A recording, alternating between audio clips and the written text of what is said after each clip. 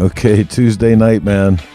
It's Tuesday night. We're getting ready to go coast to coast with this one with Cris Simmons, guest host, co-host, special man of the hour, Mr. Michael Lichter. I'm Chris in the studio, in the mobile studio. First time we're ever broadcasting from the mobile studio, so we're looking for your feedback on that.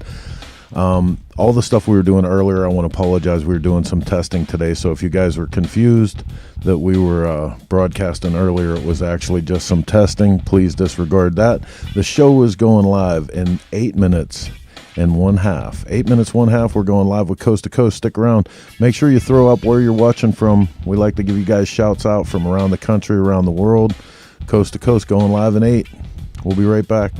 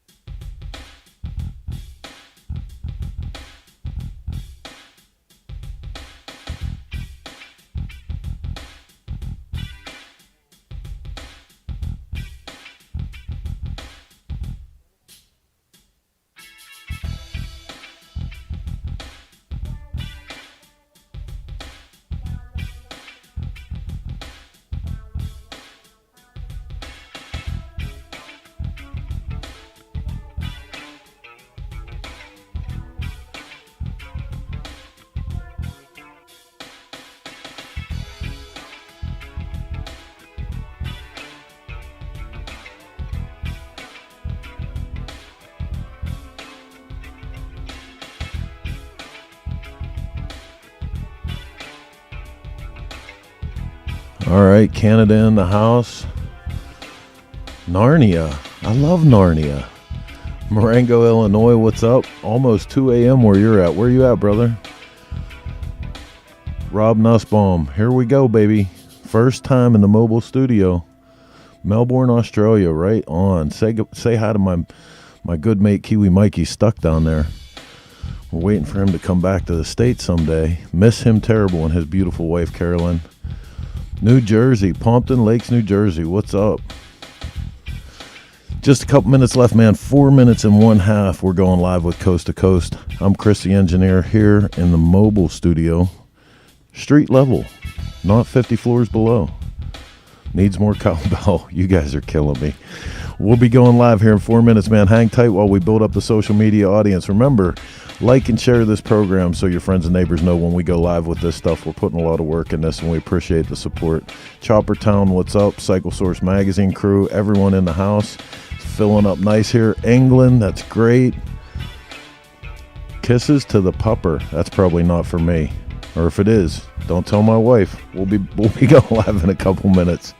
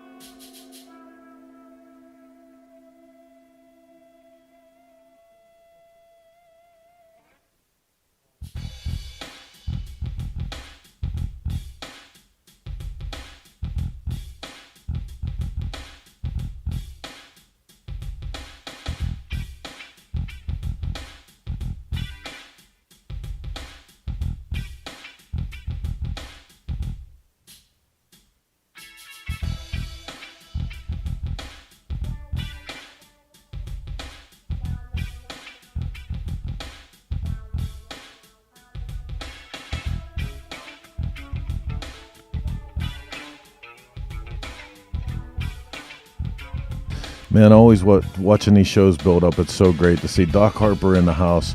California is here. Swansea, Massachusetts. Perry, Georgia. Huntington Beach. So good. Eric Maloney, what's up, buddy? So good to see you guys here with us on Tuesday night. Getting the week trucking, man. What a great way to start it out with Cris Simmons and Michael Lichter. 2 minutes left. 2 minutes on the clock, and we're going live. Couple more people we're waiting on. Mike Draco, Cincinnati, represent. What's up? Cycle Source Mobile One. That's right, Rob Nussbaum. We're in the Mobile Command Center. I can't even believe it. A month ago, this thing didn't exist, and here we are.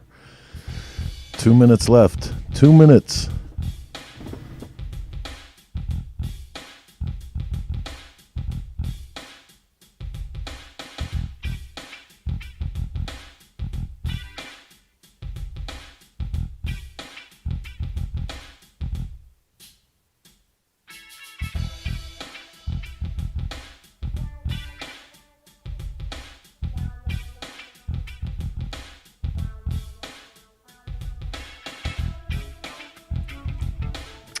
All right, we're getting close to the 1 minute mark, man.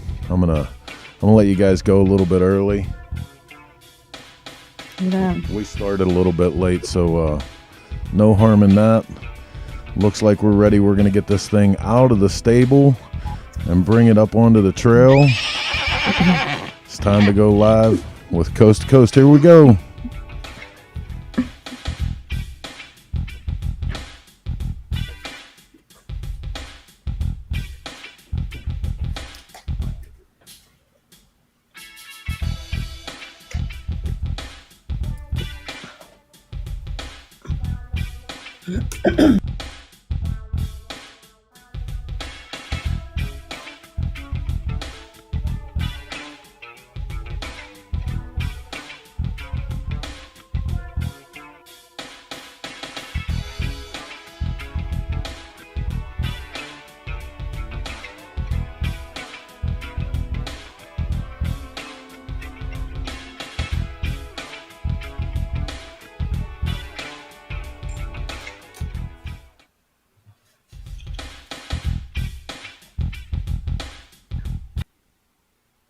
Hey, everybody. How's it going? Hey, welcome to Coast, the show dedicated to life with the motorcycle. I'm your host, Cris Simmons, coming you live from the beautiful island of Maui. We've had a great week. Mike and I had so much fun with the last show. I can't even imagine the fun we're going to have tonight. So let's bring in Mike. Here we are, Michael Lichter, my co-host from Gumby Studios right here. Here's Mike. I think my studio needs a name, but it's just my studio. This is where I am all the time. Hey, I want to say before we get started, happy belated birthday. Yesterday was your birthday. Oh my God, I had to say that out loud. It was my birthday, and it was all good. I had my kids came over and made fresh pizza and cooked them on the grill. We ate outside. It's all good. But I hate these years ticking by. It's just the way it goes, right? Yep, well, what's the alternative, right? Absolutely. A whole lot better. I just Really. think it's better all the time. Anyway, we had so much fun last week with our Women of the Wall, and we decided to do something a little bit different. So we decided to do something with women custom bike builders, and we have some really cool guests tonight. The history of the women has always been women mechanics. It's really hard to find a lot of information. I know World War II women were working on airplanes and military vehicles and stuff like that. Motorcycle mechanics, there were a couple. We found one picture from 1917. I think her name is, Mrs. John Lang, because back then, when they introduced a woman in the magazines or in the books, it was always Mrs. Patrick Simmons. It was never, the women didn't have a name, apparently, first name. It'd be pretty cool to find some information about her, wouldn't it? Yeah, I mean, I'd love to find out more about her. She looks so intense when she's changing this tire, I love that shot, but it also makes me think of Gloria's family, and they probably have pictures just like this from back then. Yeah, I'm sure they do, and in the old, the dirt floor and whatever else they got going here. But what a great shot! I wish I could have found more. I looked and looked, and women have always been working on bikes and cars and stuff, and that's really where the idea for this show came from. So there's other women that we know that you and I both know we want to talk about tonight also. There are lots of women, but I would like to know a little bit more historically, like where were they? Or why don't we know her first name? But maybe we could ask the ladies that tonight when they come on. Maybe somebody knows something. I don't know. But when I first thought about doing this show too, I thought about our friend Jessie Combs, because Jessie was such an innovator in this field and was such a cheerleader for all other women involved in any kind of motorsports, whether it be cars, trucks, Baja stuff, motorcycles, all that stuff. Oh, there she is. Yeah, that little. What an amazing spirit. Oh, she'd be on tonight if she was with us, huh? Yeah, unfortunately, a lot of you guys know that we lost Jessie August 27th. She was attempting to break her own land speed record, which I think in June they actually said that she did get the record. And I think it was 500 and I think I have written down here somewhere, 522.783 miles per hour, making her the fastest woman on wheels. Yeah. So, wow. Well, she got the award posthumously, but we all sure wish she was around. Boy, social media blew up after that happened, didn't it? She was loved by so many people, and her spirit will be certainly missed wherever we go to these events.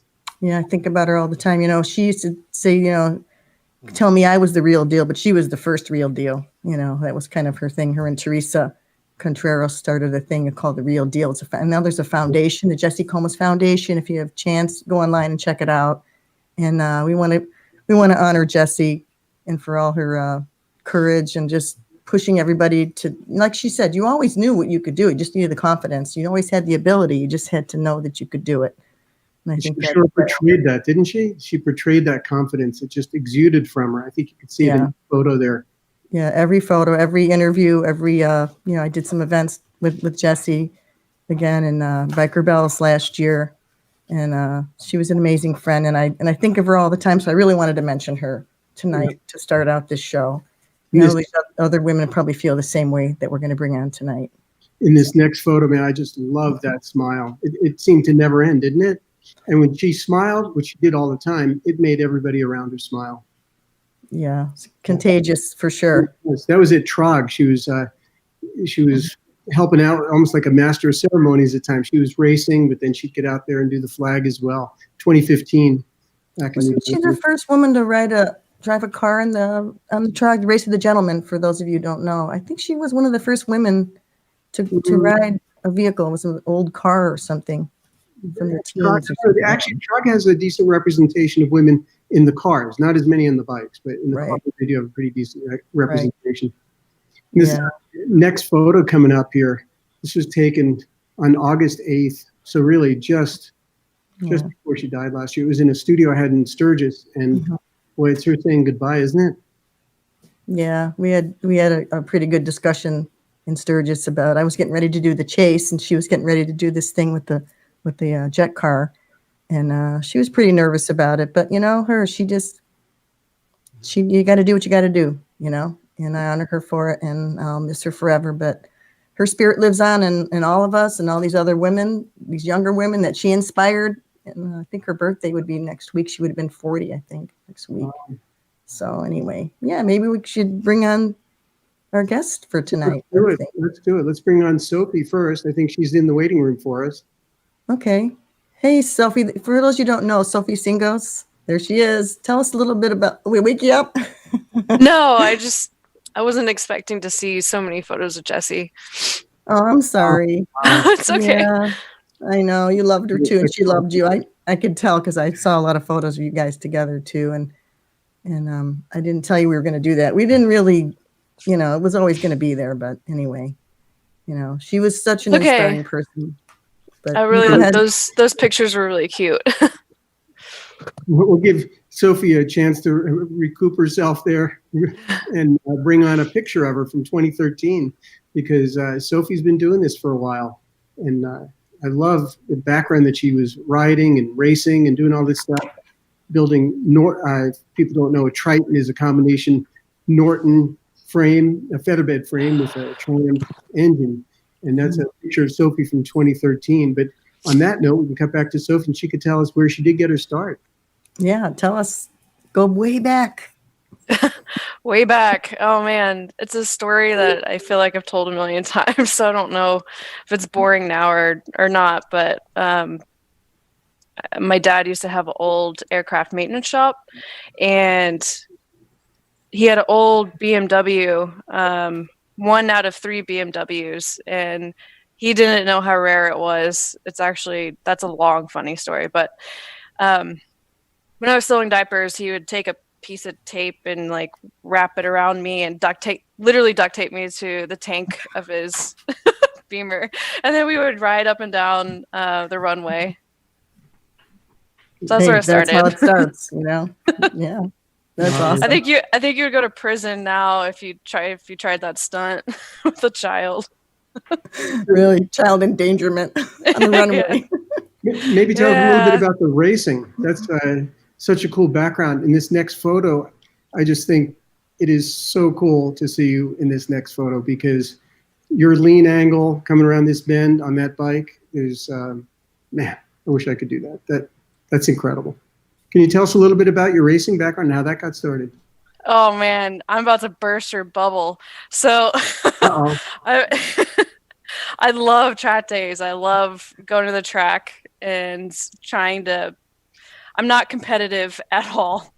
If I'm racing and there was somebody with me and they beat me, I'm like, congratulations. And like, there's nothing in my body that cares that somebody else beat me. It's more of just me competing with myself and just teaching myself different techniques, and it just got way too expensive. So I've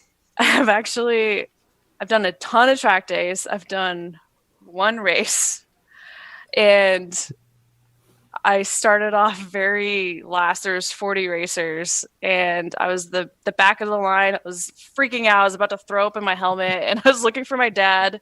And I finally found him in the crowd, and I just saw him say, "Go!" And I look in front of me, everybody was gone. So of course I was last. Everybody's blast past me, and I just start going, and then I just get this tunnel vision, and I finished the race. I didn't fall. I was very happy. The track was very new to me. I only had the hot lap to memorize it in a picture of it. We're loading up the bike, and somebody says, "Where were you?" And I was like, "What are you talking about?"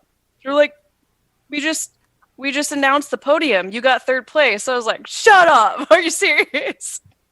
So my one and only race, I got 3rd place. I podiumed. That's awesome. Yeah, that's a great story. I couldn't afford it. So when was your last track day? It's been quite a few years since my last track day, just because, like I said, it's expensive, and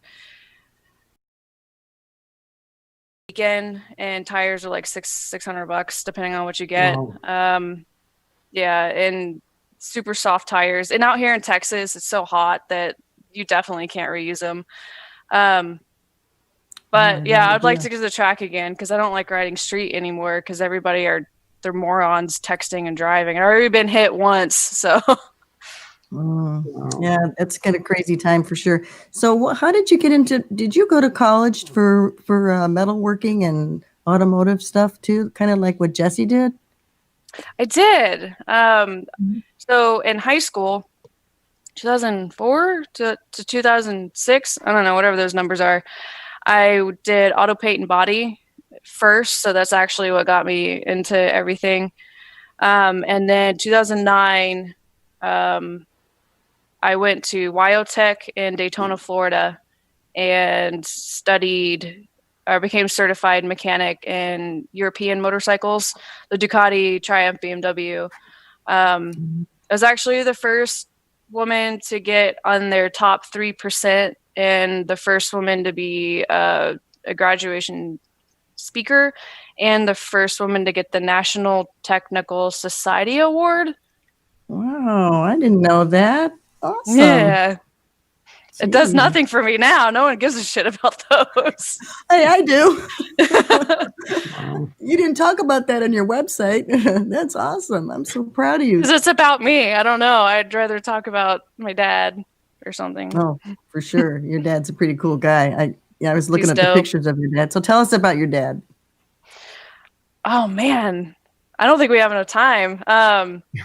He's just amazing. He literally knows anything and everything. He left college. He dropped out of high school 2 weeks before he graduated, and recently he just did an IQ test, and he's actually technically a genius, apparently. So I guess all geniuses drop out of high school. I think we have a picture of him in here somewhere. Yeah. Yeah, this next shot. I'm sorry. Yeah. He's a little with the CB450. Yeah. He's actually from Greece. He immigrated to the U.S. from Greece. He has a New York mentality because that's where he was raised. Lived in Boston for a little bit, and then I popped out in Texas, and he never left Texas, unfortunately. So yeah, he's in aviation. He can literally anything he sets his mind to, he can do. He's even a oil painting. He can do oil paints and realism type artwork, and it blows my mind what that man is capable of. Wow. Amazing talent. You're so close and have worked together. I guess in that Cervicar shot, does that come up? I've kind of lost my big pictures. I don't know what. Yeah, that's the next shot. I think that's a restoration that you guys did of his 48 Cervicar. So that was a friend of ours. It's a 1948 Cervicar, and our friend was Delmo Johnson, and he couldn't walk anymore, so we actually did a push start on that, and so he can ride around the airport. Shortly after we finished it, he ended up passing away, sadly. But that Delmo is an incredible human being. He used to race Corvettes. He had the 63 split window Corvette, and he was friends with Carroll Shelby, and they used to shoot the shit all the time. And they met my dad through the aviation world. My dad used to work on Carroll Shelby's and Delmo Johnson's airplane, and the stories that my dad tells me about them, like giving each other shit, is just it's amazing. Incredible. So then on to some custom bikes. I guess this next shot, it's a little bit in the background. We can't see too much, but with a custom BMW bobber, photo by Brandon Mahoy, who's a great photographer down in Texas. And then on to the next one, back to Kawasaki. I love that you seem to work on all brands. You seem to be brand blind, if you want to call it that. Yeah, I like that. Doesn't matter. You just love working on bikes. Hey, two wheels is two wheels. Or actually, wheels and an engine is wheels and an engine, because I like cars too. Don't forget there's moto unicycles, motorcycles with one wheel as well. I haven't done that yet. I think Jay and I might be coming up with something one day. Cool. So what I like about you, Sophie, when I was reading some of your quotes, you said, "I'm good at learning." I don't know how to put on makeup. I feel good when I can build something. I love that. Yeah. Awesome. Let's roll through some more photos here. I know that you're working in your dad's shop, and mostly, I guess, with the bikes, that's always in the garage at the house. Is that correct? Yeah, that's my favorite photo. Measure once, cut twice. There you go. Yeah. Cool. And Yeah, that's our little 2-car garage in the suburbs of Texas. well, that's great. You know, in the shops I visit in Japan, I always spend a week a year of visiting shops. They're maybe that big at the biggest, you know, and when it's time for lunch, they just move the bike project out. It's on wheels. They bring table in and sit and eat lunch. So you can get a lot done in a small space. Yeah, everything's really small in Japan. Yeah. We're so spoiled in this country with this big things. Oh, totally. Yeah. But it's great that you're doing that, because a lot of people feel they have to have giant shops, and you're proving them otherwise. I mean, I can't afford to be a baller like Jay and like have my own shop. Like she's living my dream. Well, I'm sure we're going to have some good conversation when we get together in a few minutes here. I know. I love that, you know, these next couple of shots, you're grinding on a CV650 in a couple of shots, and then another riding shot back on the BMW. You get some nice photography there. Is Brandon over quite a bit? You know, when he lived here, he did, but he moved to Austin, so he left me. This next one is with your first big street bike, the Ducati 748. So obviously you have a love of Ducatis, and I know that when I know somebody that gets one, I said, "Oh my God, I hope they're a good rider," because they, not in the proper hands, they could be very dangerous. So you clearly know what you're doing. Especially the old ones. The old ones they're so heavy. I don't know how I rode that every day, and then did track days on those, because now I can barely like touch my toes, much less think about getting on one of those now. Well, what about in this next shot? You're on a Ducati Scrambler that you got for the gentleman's ride in San Diego. Do you have a Ducati in the garage now? That's nice. So we have a 1953 Ducati single. That's a really cool story. It's actually, they didn't come out till 1954, but this one was a show bike, and so it's a little bit more rare. And that one we haven't touched it. It still runs. It was a barn find in Italy, and they shipped it over. We picked it up for like $3,000. The guy realized, like, after he already shipped it, like what he had. We were like, no, we don't want to sell it. Yeah, then my dad and I also restored a 1966 350 Sebring. That one is so much fun. Like I don't need all the horsepower or torque or anything like that. You just get me on an old vintage bike and I can't stop smiling. And I think that was my favorite.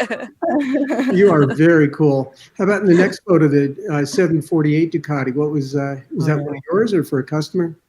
So that one is mine. That's my first bike, the 748 that I got when I was 19. That one I actually rebuilt, blueprinted. A shop that I was working at, they taught me how to blueprint an engine. I poured and polished the heads, put Carrillo, pistol pistons, Carrillo rods, APR bolts, lightened and balanced the flywheel. Yeah. Full exhaust, like completely that's a little hot rod. It has an 853 big bore kit that I got from Bruce Myers up in New Hampshire, and it was really scary. And I just sold it last year, so. Oh wow! Yeah. What's the story behind this next photo with the Kawasaki? You look really, really happy in this photo. Yeah, it's very cool. Oh yeah, so that's my first female customer build that I did, and her name is Lauren, and that's her first bike, and I felt so bad when she first bought that bike. The person she sold it to her screwed her over, and then she took it to a local dealership that doesn't exist anymore for obvious reasons, that they screwed her over, and they did really shitty work. She put a couple $1,000s in it, and it just broke my heart. So I ended up taking it, She gave me 5 months and a budget, and I didn't let her see it until I was done with it. She just gave me a color palette. I said, what type of bike? She said, cafe racer. And I said, okay, give me like a handful of colors that you really like. And she had everything from like orange, green, blue. Like it was all over the place. So I just That's awesome. took Do you it paint? and Do you then paint too? Do you paint Yeah. as well? I do. That's Wow. great. Just do it Man, all. you are multi-talented. I want to jump on that Kawasaki. That looks like a lot. Really? It was, Cool that's a bike. fun little bike. Actually in my garage right now because she just moved back and I'm storing it for her. So, and she actually, after she got that, she put thousands of miles on it. She rode that more than any of my other customers have ridden their bikes that we've done for them. And she built her own custom bike and she let me do the paint on her tank for that bike too. You inspired someone else. Isn't that great? It was awesome. I was so awesome. proud of her. I'm loving your story more and more. Very How about the cool. motorcycle missions you worked on in 2019? What's Yeah. going on there? Yeah, so that one, it was so hot. That was in Cleveland, Ohio. So Crystal Hess started a nonprofit called Motorcycle Missions, and I am kind of like their build mentor. And so her and I travel together, and we go to different people who host. So there's a host who has like a shop, whether it's a dealership or just somebody who has all the tools and the knowledge, who wants to have first responders and vets come to their shop or dealership after hours once a week. And anyone who suffers PTSD, we teach them how to build a custom motorcycle, and it helps them kind of build that camaraderie that they used to have when they were in the military, or, you know, anyone, like I said, anyone who suffers from PTSD. We did an all-female first responder and vet in California last year as well. And we teach them welding. We teach them literally anything they want to learn. And it's kind of helps them rebuild themselves and kind of get their mind off of a lot of the stuff that they've dealt with in the past, because that's what happened to Crystal. Yes, For you sure. really need to. Yeah, she has an awesome story. She's in the next picture, actually. If we bring the next picture up, there's Crystal in the next picture. Yeah. Yeah. It seems Yeah, like there's got to be a show dedicated to these women with these incredible nonprofits, like Crystal, or in this photo with Teresa Contreras, and is Jesse's partner in The Real Deal. So there's a lot going on. They're doing a lot of good. Yeah, Yeah. Teresa's awesome. She does body work and paint, and she just built a badass Bronco for Jay Leno, and she does pinstriping, and Wow. I mean, she's a firecracker. Wasn't that the last time you saw Jesse was in that last photo, I guess, right? Sadly, yeah. I mean, that was the perfect day. That was my birthday, and I was at the Dofo Winery in Temecula, California. The Real Deal was there with Jesse and Teresa, and we just drank wine, and we were surrounded by 200 vintage motorcycles. The guy even had a couple of Cachulo, which is the original first Ducati. And so I was just like crying and drinking and crying and like hugging people. It was the best birthday. I want to hang out with you more, you know? Definitely. Crying about old bikes. It sounds like fun for sure. It was awesome. Maybe we need to get on an older bike and into the Cannonball or the Chase. I think let's talk about you would that. be a great spirit on either of those events, the Chase or the Cannonball. I want to see you there, Sophie. What do you think? We're going to work on it. I mean, who's going to give me sponsors and that money? I got to pay bills. Okay, well, somehow you got to do what Jody Perowitz did. She got a good sponsor. That's right. There we There go. you go. Gotta get a sponsor. Yeah. Well, we'll get you one. We'll find you one if you want to ride it for sure. Here's another picture of you and Jesse coming up here. I just love this. That's a fun picture, isn't it? Oh, yeah, that was. Oh, God. I got her to start picking her nose. Yeah, so that You're such a bad influence. I know. she so she invited me out to California after I met her, because I met her at Hand Built Show for the first time, and she was, oh my god, it was so cool. I I fly out to California and she's like, okay, I'm here, I gotta pick you up. And I was like, okay, what are you driving? What kind of car? What color? She's like, oh, you'll see it. I was like, okay. So I'm standing outside and she shows up in her freaking trophy truck. And it's just like you could hear it echoing in the LAX airport. Oh my god. And I get in and I look over, and the guy that I was sitting next to in the airplane, and I was like, yeah, that's me. That's my ride. Wow. So I hop in. I was like, dude, can I drive? She just starts laughing. And a lot of fun. yeah, we hung out the whole weekend. And that picture was on our long, romantic bike ride down Long Beach. Yeah, it was awesome. I guess in the next photo it shows some of the other half of your work that you do in a different shop with cars. Is that right? See, yes. Yeah, that's so the last year I kind of took a break from motorcycles, because I'm still with Crystal and I'm doing nonprofit stuff, because that to me is, I'd rather donate my time to teach people how to do stuff as opposed to try to run my own business, because I'm too afraid to take that leap into the next step of doing that. So I'd rather just somebody pay me to work on stuff, and then I can go do motorcycle stuff as a hobby, because that's where my heart's at. I love hot rods. Like cars and hot rods is my first love, and then shortly after it was motorcycles. So I'm now a fabricator for a hot rod shop that's local called Collin County Customs, and they're in McKinney, Texas.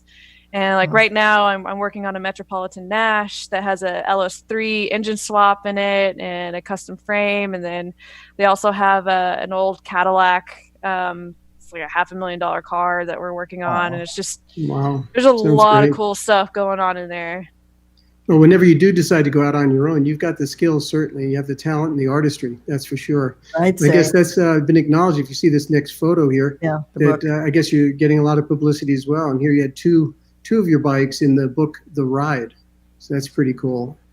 And I love that one of them was a CB450, my very first bike. Although I'm sure yours, yeah. Isn't that cool?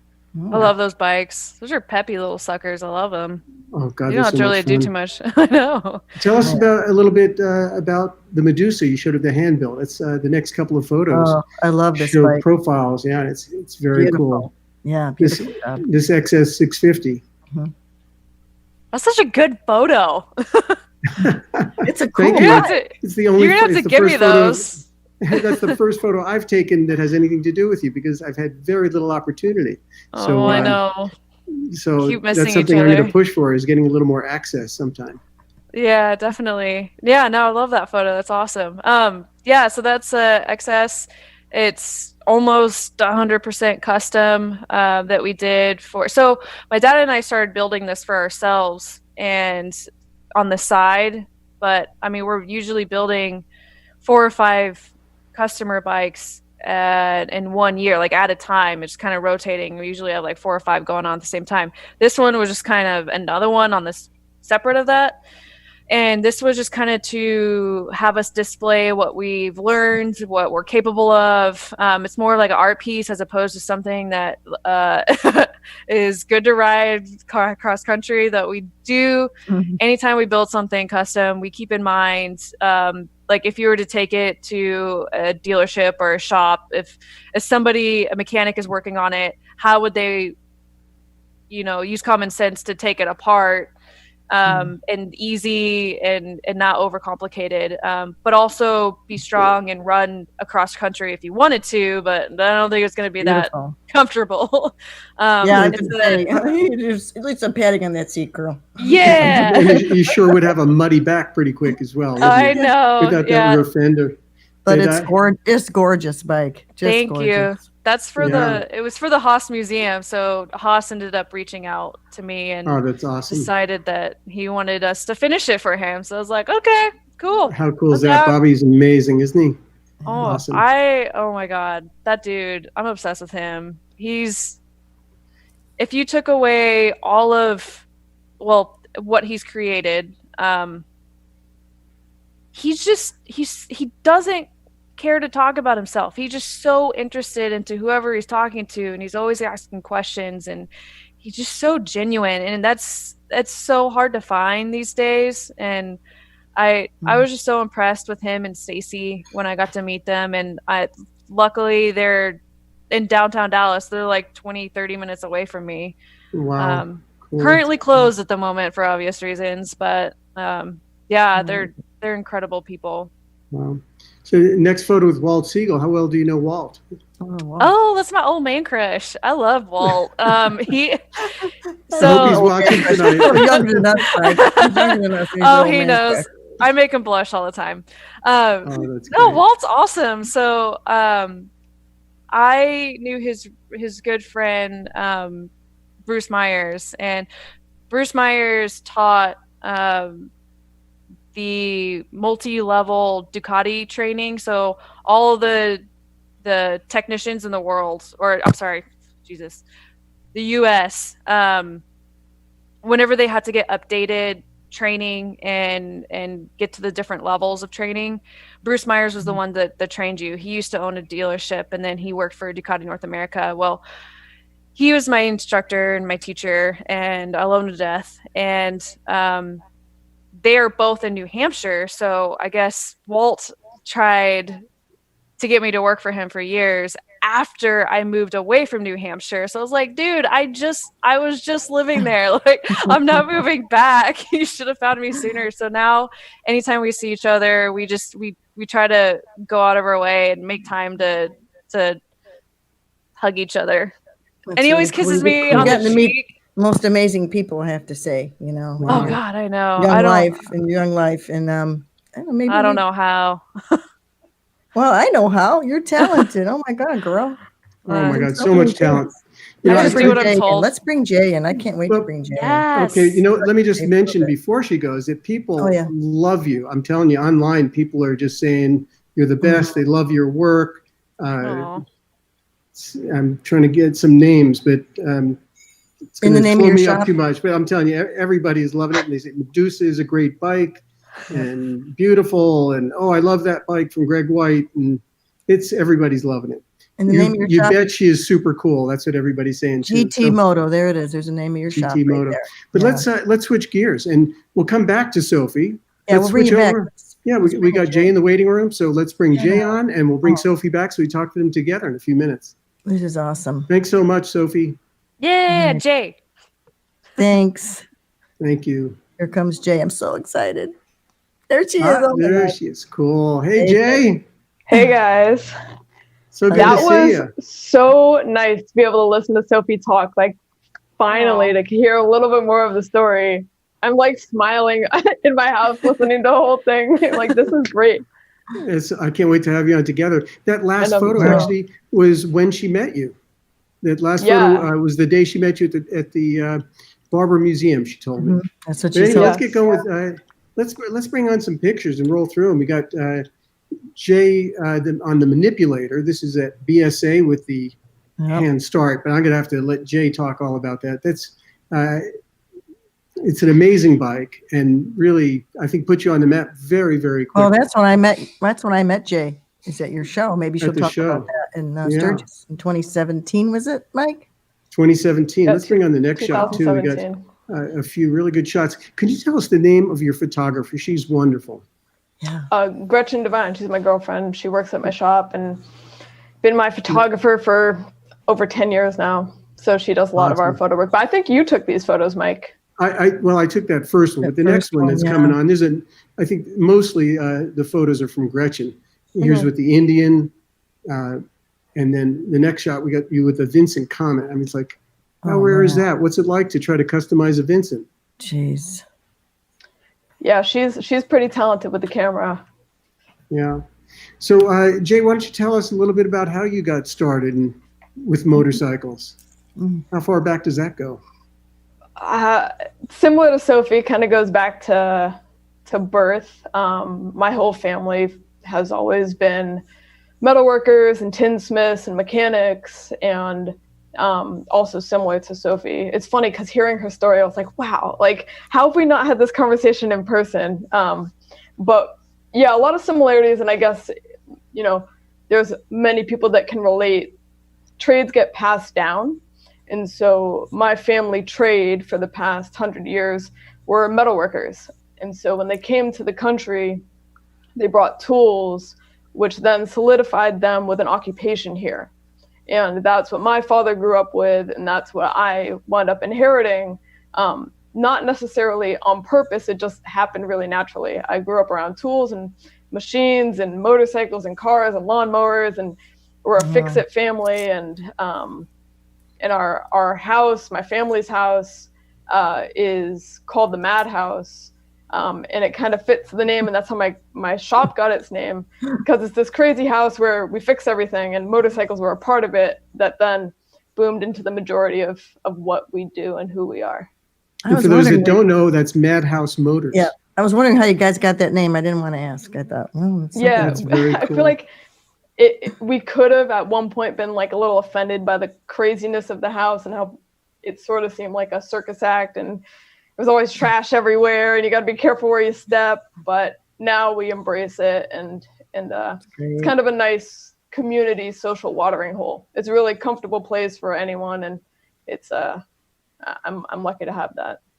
So you started doing a lot of oil changes and tire changes and working on customers' bikes and stuff, and then you started working on some of your own bikes that your dad helped you get or something. You're just kind of fixing up. Sort of. So, at the house, there was always motorcycles around, and as a teenager, I fixed one up, and that was my teenage show-off bike. I was a teenager, wanted to look cool. I'd ride around, park places, have people try and talk to me, and I would direct them back to my family's house for me to work on their bikes. And so for all my teenage years into the start of college, I was doing general maintenance in the back of my family's house. That's how I basically supported my life, and was kind of in my own little world where I didn't know anything about, the motorcycle culture besides, what I was seeing right in front of me, which was just a lot of dirty, quick maintenance. No big events or shows or awards or anything like that. I was really just a mechanic. And as I grew that skill set and I had adopted teachers to give me guidance, if it was, an engine rebuilding or body work or whatever it may be, I started feeling more comfortable with doing custom builds for other people. It's funny, Michael, because this is kind of where you get pulled in, is that I always did custom bikes for other people. That was kind of what I graduated from the tire and oil changes, even though that's stuff we still do like today. Sure. But I had never done a project for myself actually until Michael's show in 2017, which was life-changing and very liberating for me. Well, on that note, then I'm going to ask you in front of everybody, how come you kept saying no to me when I kept asking you? I said no to Michael all the way up until about 3 months before the show. Calling me, no, man, I saw the roster. I saw who's going to the show. I'd hang up. No, I'm not going. I'd hang up. Then he calls me. He calls me and he reels me into a conversation about Lebanese food. And at the end of the conversation, it was basically like, this is your last chance. And so I finally said yes. And then I had this moment where I was like, whoa, I have to now build a project for myself. I don't have a customer. I don't have their budget. I don't have their time frame. This is my project. So the manipulator was built in about 70 days. And just to backstep, I was saying no because everyone else that was invited were the people that I admire, who I still admire, who I look up to so much. And I was like a kid working in a yard who had never been to any of these events, who had never, done anything besides work on machines for people around here. And I was like, I'm going to embarrass myself so bad. And I did it, and it changed my life. It made me view building motorcycles in a way, in a fun way, because before it's like, yes, I love machines and I love bikes, but I was doing it so I could survive.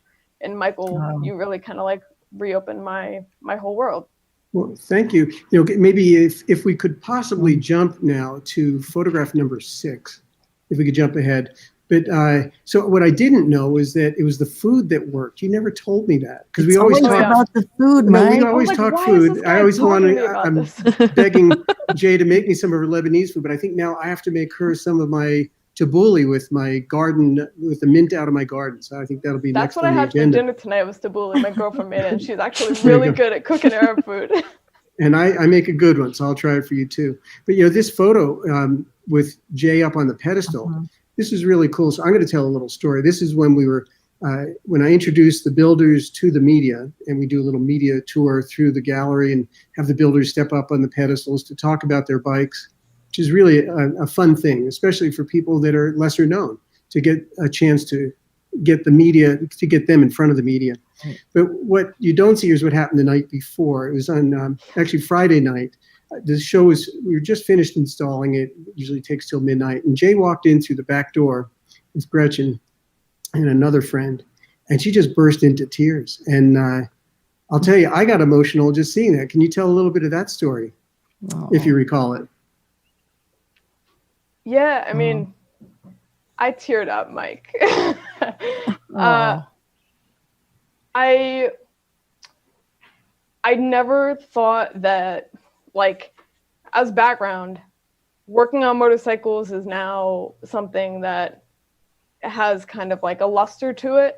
And for me, it was really kind of just a means to get by. And I'd gone to school to be an artist, and all of a sudden, in my early 20s or mid 20s, in friggin' North Dakota or South Dakota with a bunch of people that I don't know, I had this kind of life realization where I felt like I could finally connect what I had worked, you know, my dreams and what my blue collar, getting dirty, you know, 80-hour week life was. And it kind of took me aback, because and I didn't like working on motorcycles for a huge portion of my life. I hated it. I didn't want to do a tire change at 6 a.m. in the cold, in the winter, in the tent with a propane tank for years on end. And then this moment where I walk into a gallery as an art student with a motorcycle. You know, we got off the plane. We didn't even know where we were staying. We stayed at a stranger's house in her basement. Me, my girlfriend, 2 of my friends.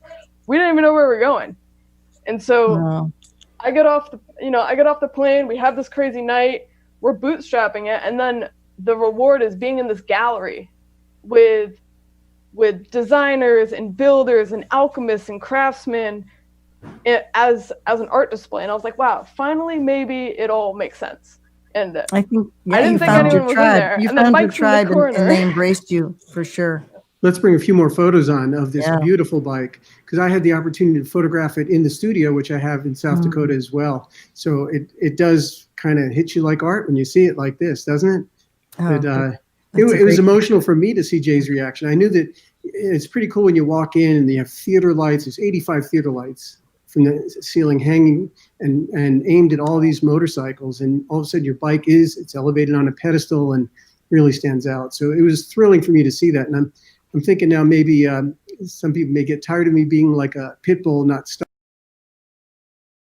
On that one, and I didn't let go. It took a few months to get Jay to agree to bring a bike to South Dakota, but we finally did it. Oh, it is one of my favorite times of Sturgis. My favorite event of Sturgis, I have to say, is your show, and I feel bad I'm not going to be there this year, but it's always the place to be, and there's so much emotion in that room. I feel it. I'm not even a builder. I just love seeing everybody, because I know the struggles that some of these people put into these motorcycles and just getting there, like Jay said, you know. So I just admire that. Yeah. Let's show some more of the manipulator while Jay tells us what happened after this bike. What happened in your career in the next 6 months, 8 months after you showed in Sturgis? So after building the manipulated, I kind of hit this epiphany where I wanted to keep riding that feeling and that wave of being able to go to work and have fun building that bike. I built it with a friend of mine, and it was just like this dynamic electric energy. And after that, I was like, I want to go back to work and have this similar feeling. And so besides the work that I do at my shop and, the service that we do, and so I have a full-size service shop right here in Boston, and that sometimes kind of rubs me the same way of like working in the yard. Like I obviously I love my company, but I wanted to keep incorporating artwork and being able to use creativity and having fun with these machines. And so I built a predecessor to that bike, which is a 1957 Royal Enfield Indian that is running off a similar motif as the BSA, the manipulated. The manipulated starts with a pull start. I had done that because I was so nervous about the show in Sturgis. I thought that I would show up with this grungy bike and people would say, okay, this kid made a grungy bike. And so I wanted to add in something that showed a little bit of mechanical intelligence, where it's like, yeah, it's not just a grungy bike, but I actually care about how they work. And so I machined a knuckle, which then I welded on a massive brake arm as a pull start. And so after that, I was like, oh shoot, I don't want to be a one-hit wonder with this, how things work mechanically. And so the Royal Enfield, the next twist on it is that whole bike actually functions the way a stick shift car works. So you operate it with your foot with a gas pedal, and so it's a part of the series that I'm doing right now of machines that function and operate a little bit abnormal. So there's the pull start, there's the gas pedal bike, and now I'm working on these two others that'll kind of wrap up this series. But it started with the BSA with the pull start. So they'll all have kind of a interesting, I hope an interesting-ish twist. Oh to my them. God! Everybody just loved that. They were all over it and couldn't believe it. Yeah, if we could jump to 14, at least we could show some of the Enfield Indian photos there. I mean, how do you even get those ideas, Jay? How did you figure out that you're going to do a pull start? Where'd they come from? I don't know. I wish I could tell you. I think I was really nervous that it was just going to show up as like this kind of funky looking bike, and that I wouldn't be able to have an impactful twist. I was so nervous about being a rookie that I was like, I got to do something. And to be honest, it didn't work at all. It didn't work at all. Yeah. I put electronic ignition in. We tried over and over and over. And the day that it finally started up, I think was a day or two or maybe 3 days before it got shipped out. And my girlfriend happened to get it on camera, and you could see me in the video like panting. You're like, oh my God, it worked. I thought I was going to show up to South Dakota with the thing not working. Oh gosh. Can you tell us a little bit about the Enfield Indian that we're showing on screen? There's a few more photos of it. Mm-hmm. That project, I obviously did after, so I was a little bit older, a little bit more aware of what I was doing, and it was much more thought out, and I was able to actually design it with some space instead of rushing for a deadline, and kind of slow my process down and have and pepper in learning. So there was people that I reached out to for teaching me these kind of micro lessons that would help me excel in my skill set. If it was a really high-end machinist or a welder, or people who specialize in British engine rebuilds because it's a Royal Enfield motor. This Cambridge? What was that? A foot throttle. Does it have a foot throttle? This bike works with a gas pedal. It's on the other side. That's the rear brake. God. And I a gas pedal. Wow. I probably kill myself. I don't know. That's quite a bit. It's very, very dangerous. So on the right side, right there, that's actually a hay hook that I routed the cable from the carb down and under. And the drum of it, as you push down, it pulls up and it actuates the carb. There's a little stop so you don't whiskey throttle it. And you pull in the clutch and you shift through the gas tank. And it goes down this whole linkage thing that didn't work for months and finally worked. It looks great, I have to say, but it would scare the shit out of me. I haven't heard of time doing the foot clutch. It's the most dangerous bike I've ever sat on. but it's so badass. Come on. Yeah, it looks It's cool. awesome. I wouldn't ride it though. It's great. It's beautiful. Chad Poovy's chiming in that it's absolutely beautiful. He loves it. Sarah Liberday is watching as well. Wayne Magel, I think is his name, asked, where do women like this hide away? We think so many ride, but they're not working on their bikes. But then Corey McNeely wrote, we are out there, Wayne, and the more women like this coming out on their own, hopefully the more new names we will see. And that makes me think that I've heard from many people I've heard this from many women. They say, oh, Shia has inspired me. And it's amazing because this is so quick. And I know after you're at my show at Sturgis, you were at the Hand Built and the One Show, and you've been in many, many shows since. So it seems like your world is really exploding quickly, or has exploded quickly. Yeah, I mean, it feels like my character changed a little bit from it all. I'm constantly humbled by people's feedback because I like deep down, I'm kind of like a quiet person. And I consider myself a perpetual student. I'm always reaching out to people for lessons. I'm always trying to learn, trying to read, trying to study new things. And it seems like there's a world out there of other people who want to learn and who want to study this craft, regardless of their gender, of their age, of their race, whatever it may be. It's just about kind of getting people out of, as a metaphor, out of the yard, doing the tire changes and oil changes into the light of, people who want to showcase them. And it's just, it's about kind of that slow process to get people out and seen. And at the end of the day, it'll be a really cool thing to see this become a normal thing for a woman bike builder, I think that's going to be the subject of what we get back to when we bring Sofi back on. Let's roll through a few photos of you working, because clearly you spend a lot of time doing that. And I should also ask you, do you know Sandra Dunmoyer, Sandra D, from The Wall of Death? I don't. I should, though. Well, I'd say she probably lives within a half hour of you, and she commented, and she's amazing. She's an amazing writer and amazing person. She was our guest last week, and she commented, badass. Crazy, creative, and nuts. That was Sam. You need to meet her because she's right in your area. Hey, is she talking about you, Mike? Oh no, is she talking about? No, she's talking about Jay for sure. But look at these shots of her working there.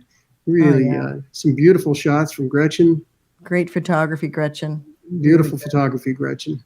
And there she is. Isn't that something? So welding and working on my, grinding and doing project. everything that needs to be done.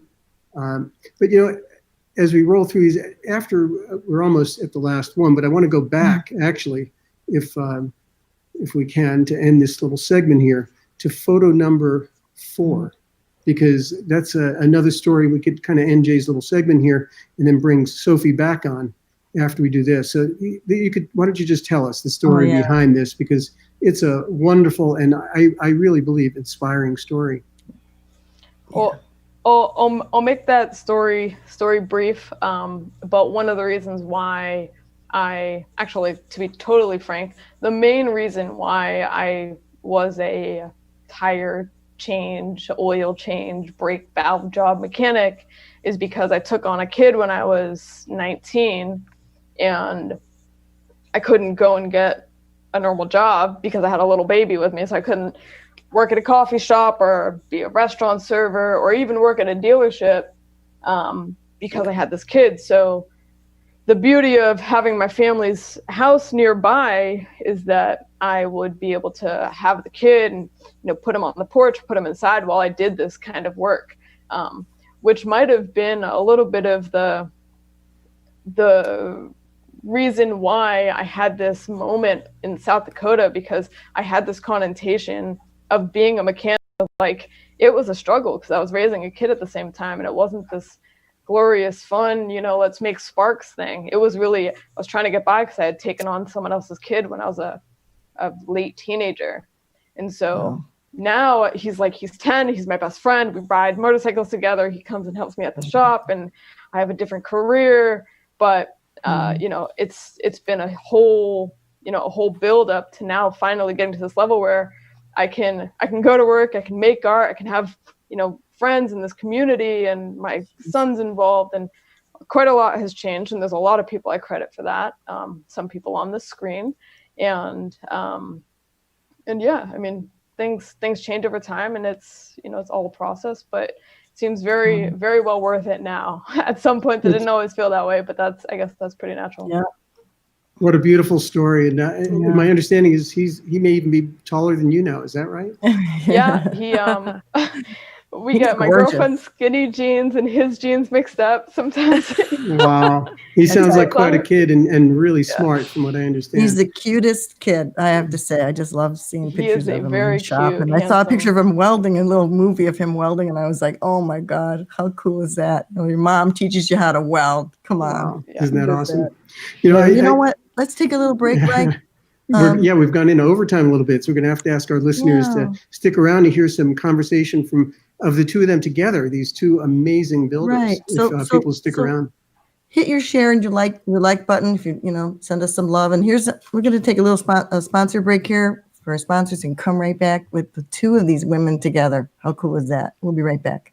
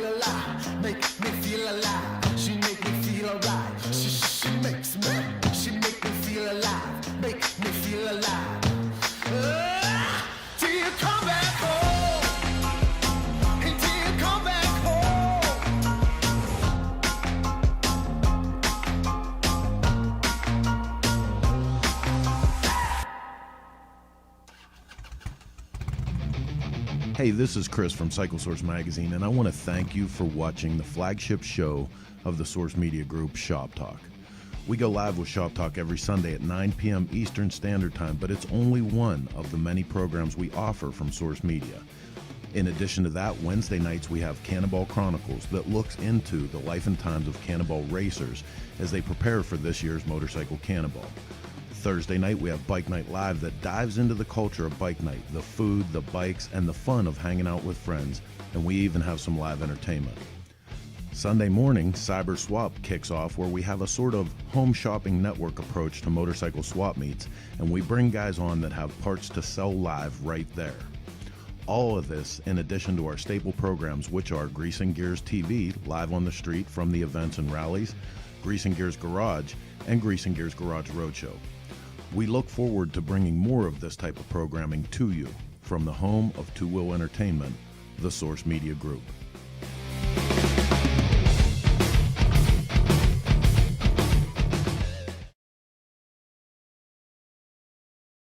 Awesome. I like the music on those commercials. I don't know about you guys. I'm gonna bouncing in my chair. Me too, dancing away.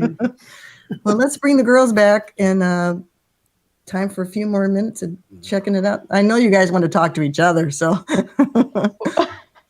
we have been this whole time. Actually, it's really funny.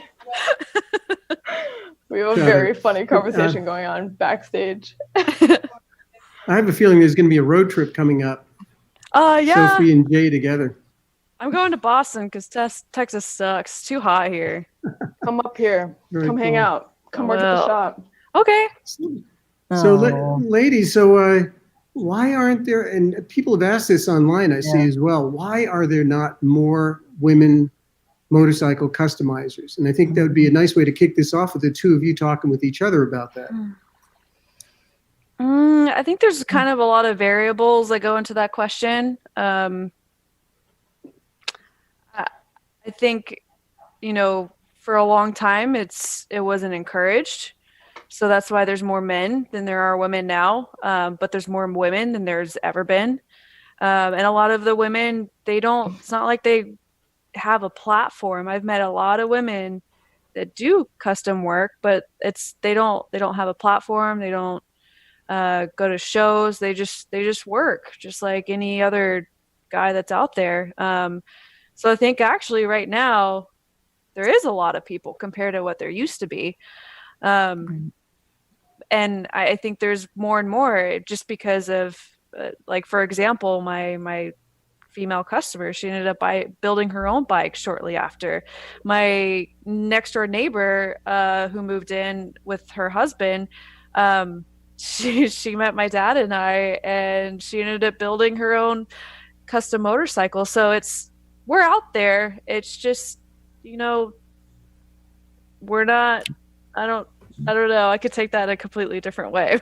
I completely agree with Sophie. I also think that there's the combination of history and time that needs to happen, where historically, and I'm sure Cris can understand and can relate because she's paved the way for many people, is that it's just recently, it's just in the past few decades that it was even really acceptable for women to ride motorcycles. And so the more that history pulls in a positive, more inclusive direction for women in general, and then women on motorcycles, therefore it will follow women in the custom motorcycle world. Female mechanics have always been around, but being a mechanic historically as well, and even still now, has not been considered really a glorious job. And so for people to want to seek out being a mechanic is rare in itself. And so therefore it's like all of these factors that make it a smaller percentage of what we're seeing. And so I think that with time, it will see a lot more women mechanics and a lot more women builders and welders and racers. They're out there. Yep. But again, like Sophie's saying, it's about the platform, it's about exposure, it's about who they're speaking to, it's about people elevating them. I think that the guys in the industry are doing a really good job at being supportive and not having it be a divide. There's events like Babes Ride Out and all these things where it's going in the right direction. So I think that there's time. And I think, soon it'll not be a strange thing to see women builders. I think it's right around the corner. It's tough too. I think I might piss off a lot of people by saying this, but it's not an easy job. I mean, there's like, leverage is a girl's best friend, because you can have a guy loosen up a bolt, and I will need a breaker bar twice as long as he does, because I don't care how much I work out or lift weights. I don't have the same strength. I have midget hands. My hands are half the size of the dudes at my work, and they can just bend metal with their bare hands, and I need tools.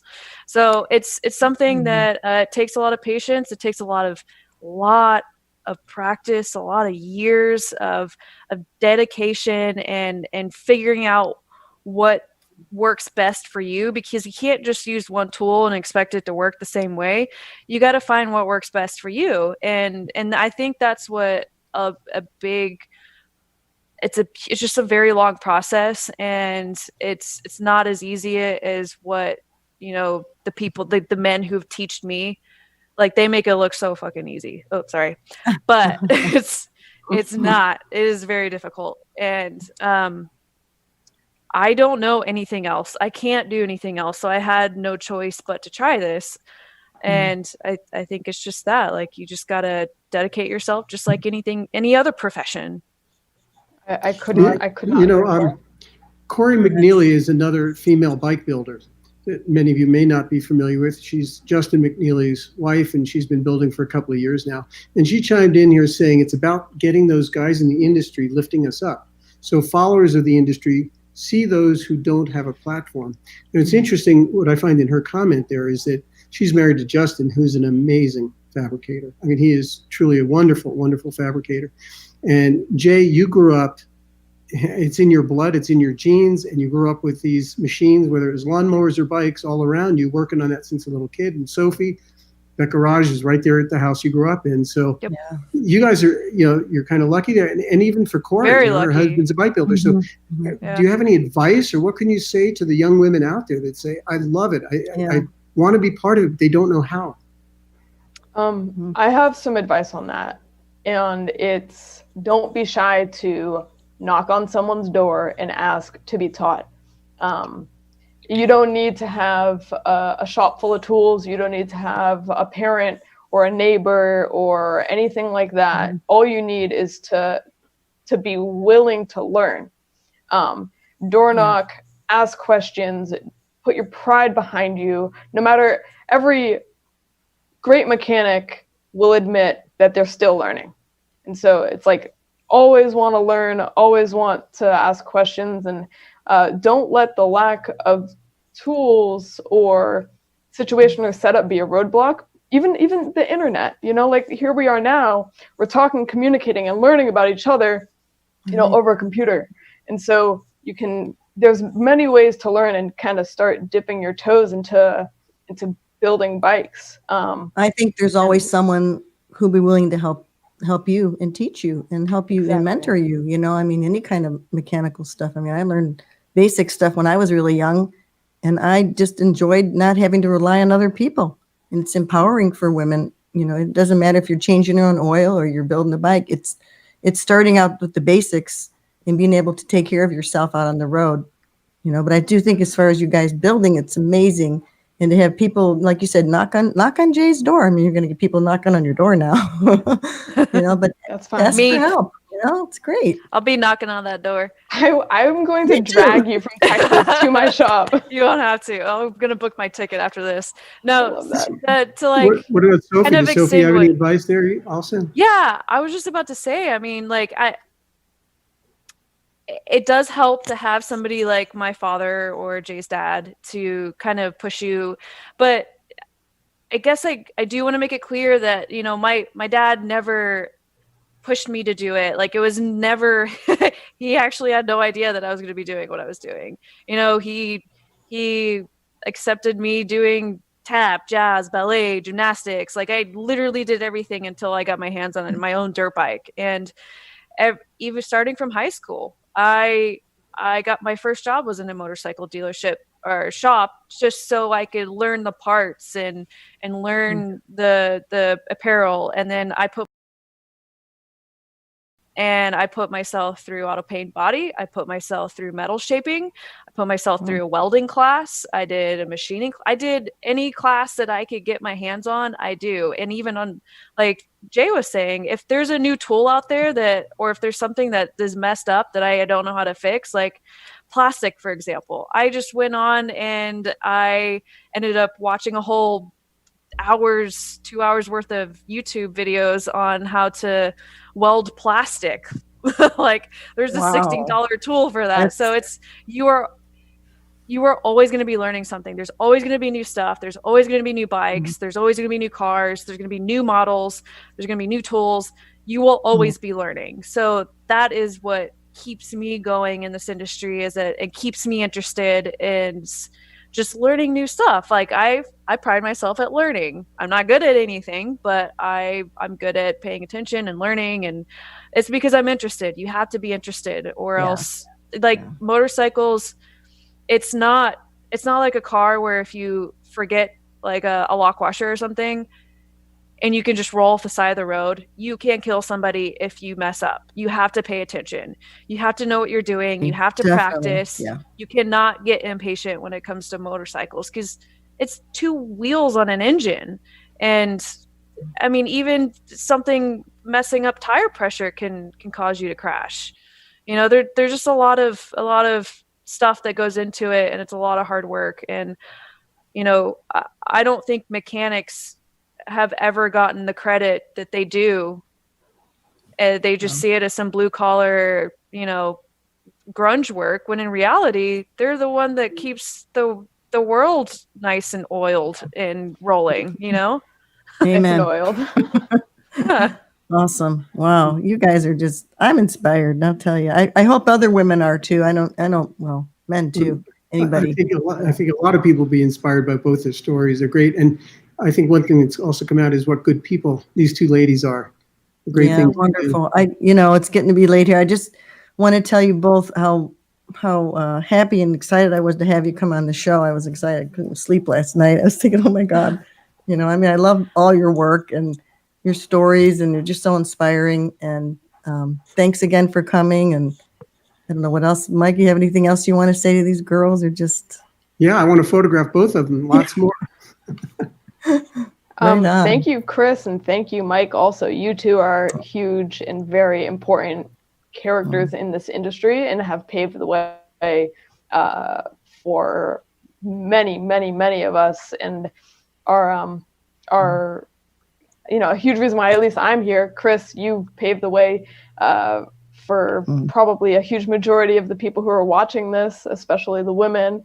And Michael, thank you for opening my eyes to a whole other side of it. We're going to have to get you guys to come back again. We enjoyed this so Absolutely. much. Great seeing you both. And I wish you could give each other a hug. That's the only thing that's missing. I want to come to Boston to learn how to weld, Jay. Told you. Teach you anytime.